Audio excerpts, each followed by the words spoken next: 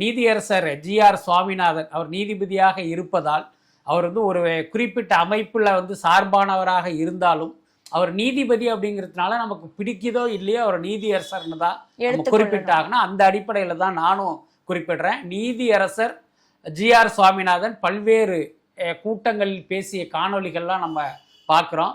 அவர் பார்த்தீங்கன்னா ஒரு குறிப்பிட்ட மதத்தின் மீது தீவிர நம்பிக்கை கொண்டவராக, ஒரு குறிப்பிட்ட அமைப்பின் மீது சார்புத்தனம் கொண்டவராக இருக்கிறார். அப்படி இருக்கும்போது இந்த கேஸையே அவர் எடுத்திருக்கக்கூடாது.